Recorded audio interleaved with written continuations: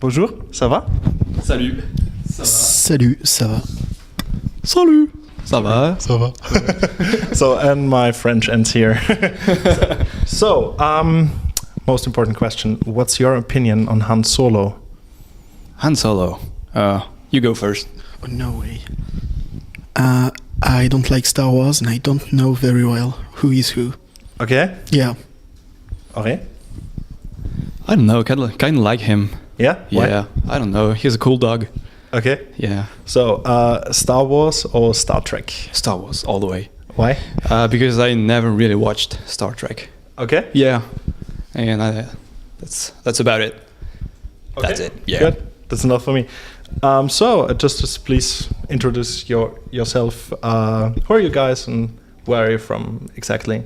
I'm Ray and this is Igor, and we're from an even structure and we come from France. And where exactly from? Well, it depends who you're talking about. For most of us, it's up north. Well, more near the German border on the east. And do you know any German? No, no. Only like Guten Thal. Oh yeah, Guten Tag. Yeah. Well, I guess I know some German then. And the singer and the drummer are from down South. Yeah, down south. South of France. Yes. Okay, so Igor, I've seen you do a lot of designs for posters and videos and shirts and so on, and we can see your works on the internet. We will show the link then. And are you doing this for a living, or is it your daily job, or is it more like a private side project? Or It's mostly a side project which helps me to do other stuff and music and helps me a bit financially. So it's like not day job but a side job, we could say. okay. And yeah, well, it's something I really love to do and that keeps me a bit away of music, so I can just switch when I'm too fed up with one or the other. So are you self-taught, or have you studied like media or something? Started self-taught, then all my studies went toward communication and graphic design. Okay. So yeah, basically it's a bit of both. Oh, okay. So your first album is out a while now, and tell us a little bit about the lyrical concept, and explain what you wanted to tell the audience. What's the story behind Fibrous? So basically Fibrous is all about some kind of guy who's kind of gifted, we could say, which goes through a journey for himself, journey where he begins, he is being born, and goes to self-plenitude. So it's some kind of self-awareness where he's fully aware of himself and fully capable of being the true self he's looking for. Mm-hmm. And how does the story end? Quite good, we could say. Okay. Yeah, well, basically, after shitloads of problems, he manages to retrieve his inner self and to expand and burst into it. And you've also done the artwork for Fibrous. And how did you came up with the idea and like the color path and everything? For the whole color stuff, I think it began like 1.5 years ago. The actual background was already finished 1.5 years ago. Mm-hmm. And then we wanted to represent some kind of, the feeling of climbing, the feeling of having something high, something you climb onto.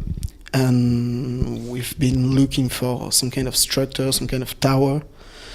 And we ended up with what we have on the cover. That kind of castle, tower. Well, you can see whatever you want on it. But yeah, basically it's going higher. Okay, I understand. And what are your sources of inspiration for artwork like this? Yeah? Mostly Google Image. Okay. And yeah, after that, I'm not good at telling names. I don't remember, but a lot of minimal designers Mm-hmm. and some artists, but I really can't remember which one. It's more about pictures I've seen that really gave me some impressions, some inspiration, Mm-hmm. and over time it just builds up and it ends up with stuff like this cover. Okay, and now just not for design, more like general sources of inspiration, also for like music. What are your sources for it? Do you also draw your inspiration of movies or maybe video games or something? Yeah, we haven't been asked that question before, but I think, yeah, for some, the epic parts, the climax parts, as we like to call them, maybe we took our inspiration from movies, but as far as music goes, yeah, I think it's the usual, like Meshuggah, Devin Townsend for the ultra ambient side, Rosetta, which is a band we really like for the really heavy and progressive aspect they have. How this guy name? Trent Reznor for the production. Okay, yeah. We're a big fan of him. And I think that's for the big names. And what movies are you thinking about then? I don't know. Mostly, I think The Fountain from Aronofsky. It's really something that stood out to us. It's such a great movie. Such climaxes, such intricate way. This Kronos quartet thing. Yeah. These two, it's all, mostly Aronofsky, I think. Then I can't remember again any of the names, but it's mostly him and some other producers and movies. John Williams. Of course, he does like all the Hollywood movies. So it's just him there. So you also play video games a bit? Well, it depends.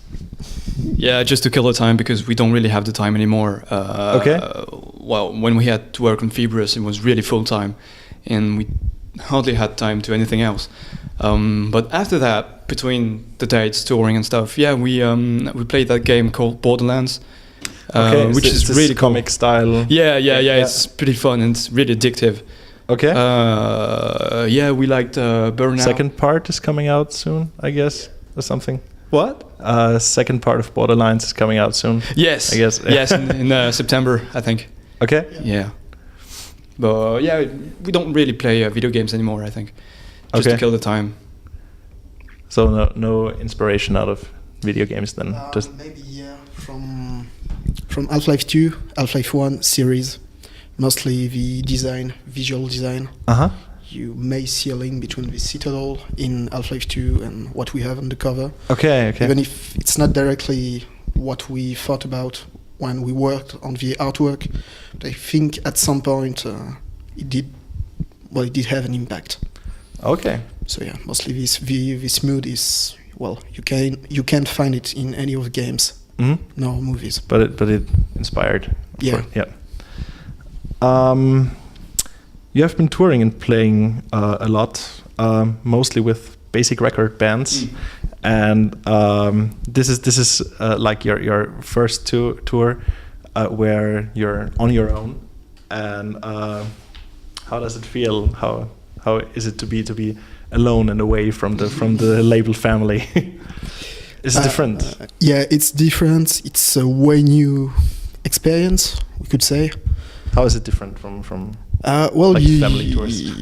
You get to come with other bands you totally don't know, only by name or by music. So, you need some time actually to learn to know them and to get into them and all this stuff.